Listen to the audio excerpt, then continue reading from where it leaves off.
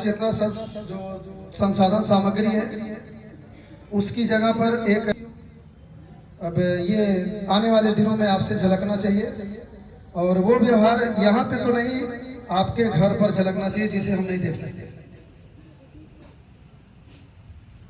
बात है एक निबंध की। स्कूल के प्रिंसिपल ने या कह सकते हैं वहाँ के क्लास टीचर ने अपने बच्चों को दिया एक निबंध लिखने के लिए, और निबंध अपनी माँ के ऊपर लिखना था।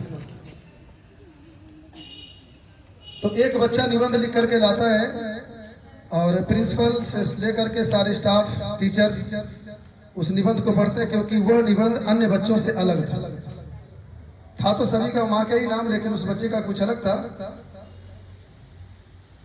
उसके बाद होता क्या है कि प्रिंसिपल अपने स्टाफ के साथ बात करते हैं और बड़े हतप्रभ रह जाते हैं और किसी के माध्यम से संदेश देकर के उसकी माँ को बुलवाते हैं। माँ तो जब स्कूल आती है तो बड़ी हक्का बक्का हो जाती है कि मेरे बेटे ने क्या अपराध कर दिया, कुछ गलत काम तो नहीं कर दिया, कुछ चोरी तो नहीं कर दिया, किसी को मार पीट तो नहीं दिया, क्योंकि ये गार्जियन को यदि बुलाया तो मर जाता है। यदि आपके गार्जियन को जिस दिन आना पड़ जाए तो समझ लीजिए उस दिन आप तो खुद मर ही गए, आपका गार्जियन उसी दिन मर गया। तो उसी पर है माँ अपने पास वो सोच लेटे ने आज वो निबंध पूरा था, अगर मेरी माँ एक दिन के लिए छुट्टी पर चली जाए। निबंध का जो शीर्षक था, अगर मेरी माँ एक दिन के लिए छुट्टी पर चली जाए, ये शीर्षक है, इसी पर लिखना था। तो उन्होंने कहा कि अगर मेरी माँ एक दिन के लिए छुट्टी पर चली जाए, इस विषय पर ऐसा निबंध लिखा है आपका बेटा कि पूरा स्टाफ रूम में सन्नाटा छा गया। अब या तो बहुत अच्छा लगता है, कितने लोग हंसते हैं, कितने लोग रोते हैं, अंत में इसका रिजल्ट आ जाए।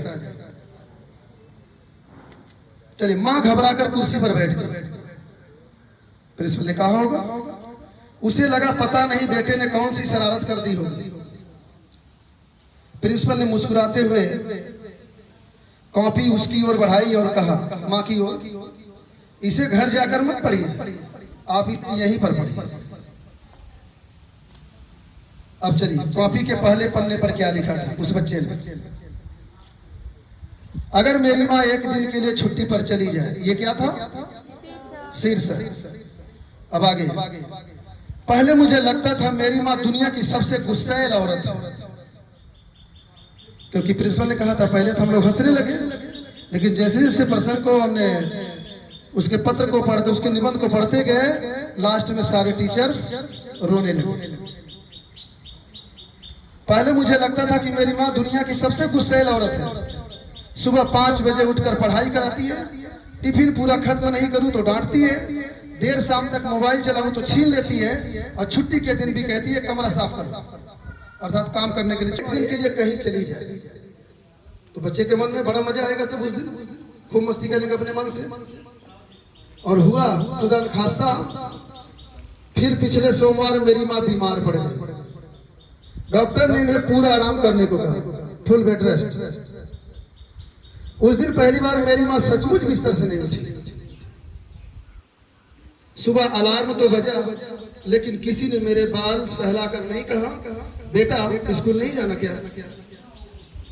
मैं देर से उठा, यूनिफॉर्म प्रेस नहीं थी, मोजे एक कमरे में थे, जूते दूसरे कमरे में थे, टिफिन खाली पड़ा था, पापा रसोई में खड़े थे। उन्होंने पहली बार रोटी बनाने की कोशिश की, रोटी गोल नहीं बनी, भारत का नक्शा बन गया। मतलब रोटी टेढ़ी हो गई। मैंने पहली बार देखा कि माँ एक साथ कितने काम करती है। ऊपर में बात हो चुकी, टिफिन से लेकर के जूते मोजे से यूनिफॉर्म सब। मैंने पहली बार देखा कि माँ एक साथ कितने काम करती है। स्कूल से लौटा तो दरवाजे पर कोई इंतजार नहीं कर रहा था, बाकी दिन माँ इंतजार करती थी।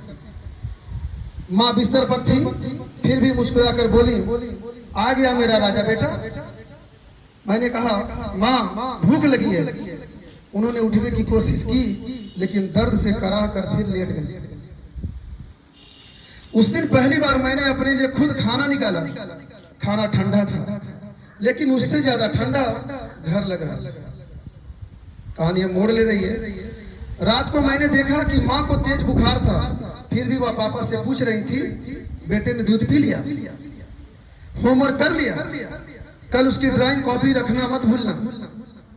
ध्यान दीजिए, उन्होंने अपनी दवाई से ज्यादा उन्हें अपनी दवाई से ज्यादा मेरी चिंता थी। अगले दिन मैंने माँ का मोबाइल उठाया।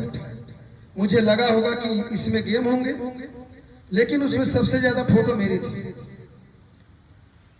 पहली बार स्कूल गया था मेरी फोटो, पहली बार साइकिल चलाई थी मेरी फोटो, जब मुझे बुखार आया था मेरी फोटो। माँ की मोबाइल में उनकी खुद की भी अच्छी तस्वीर नहीं थी, सभी जगह सिर्फ जितनी भी तस्वीरें थी सब मेरी थी। उस दिन मुझे समझ आया कि शायद माँ अपनी जिंदगी नहीं जीती, वो तो हमारी जिंदगी जीती। तीसरे दिन मैंने माँ के पैर दबाए। उन्होंने मुस्कुरा कर पूछा, आज सूरज पश्चिम से निकला क्या? मैं तो हंस दिया, लेकिन मेरी आंखों में आंसू थे।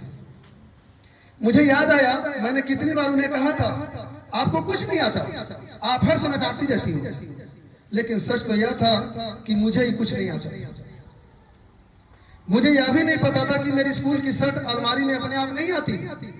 मुझे यह भी नहीं पता था टिफिन अपने आप नहीं भरता। मुझे यह भी नहीं पता था बिस्तर अपने आप नहीं लगता। और मुझे यह भी नहीं पता था मेरी पसंद का खाना अपने आप नहीं बनता। इन सब के पीछे मेरी माँ की नींद, उनका समय और उनकी पूरी जिंदगी लगी होती है। अब अगर भगवान मुझसे पूछे कि दुनिया का सबसे मुश्किल काम कौन सा है, तो मैं कहूंगा माँ होना। क्योंकि माँ छुट्टी नहीं ले सकती। उसे बुखार हो तब भी घर चलता है, उसे दर्द हो तब भी बच्चों की चिंता रहती है, उसे रोना आए तब भी वह मुस्कुरा कर खाना परोसती है। अब मैं भगवान से कभी यह नहीं कहूंगा कि मेरी माँ एक दिन के लिए कहीं चली गई। मैं तो यही कहूंगा, भगवान मेरी उम्र भी मेरी माँ को दे देना। क्योंकि अगर माँ घर में हो तो छोटा सा घर भी स्वर्ग लगता है। निबंध यहीं पर समाप्त हो जाता है। कॉफी पकड़ते पकड़ते माँ के हाथ कांपने लगे, आंसू कॉफी के पन्नों पर गिरने लगे। उन्हें याद आया कि पिछले महीने बेटे ने गुस्से में कहा था, आप सिर्फ डांटना जानती हो। उस दिन वह पूरी रात रोई थी माँ, लेकिन आज उसी बेटे ने बिना किसी के कहे उनकी पूरी जिंदगी पढ़ ली थी। प्रिंसिपल ने धीरे से कहा, बच्चे हमारी बातें नहीं हमारा त्याग पढ़ लेते हैं, बस उन्हें समझने में थोड़ा समय लगता है। माँ घर पहुंची, बेटा दरवाजे पर दौड़ कर आया। इस बार उसने कुछ नहीं कहा, बस माँ के गले लग गए। माँ ने उसके सिर पर हाथ फेरा, दोनों चुप थे। लेकिन उस खामोशी में हजार शब्द थे। उस दिन पहली बार बेटे ने खुद अपनी प्लेट उठाई, अपने जूते साफ किए और रात को सोने से पहले माँ के पास जाकर बोला, माँ आज से आपको छुट्टी नहीं दूंगा, लेकिन काम में अकेला भी नहीं छोड़ूंगा।